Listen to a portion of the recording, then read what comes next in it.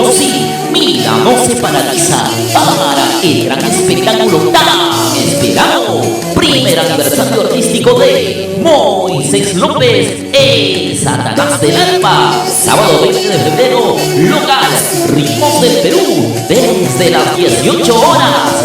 Amenizado por la Orquesta Inconfundibles del Perú. Con lo mejor de nuestra cumbia llega Chacapata Internacional.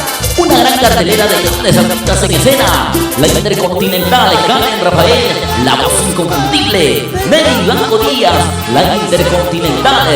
Asociación Folclórica Familia López. Soledad, la voz sublime. Rosita la Esquelita.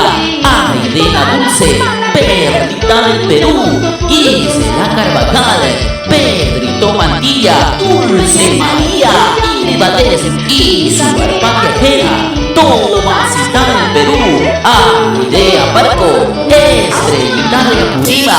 Te esperamos para bailar, gozar la fiesta de carnavales. Animación, Jesús Baldín, presente, platos típicos del Perú y la cerveza bien en la vida. Sábado 20 de febrero, local Ritmos del Perú, desde las 6 de la tarde. Ya lo sabes, te esperamos. No manches, mamacita.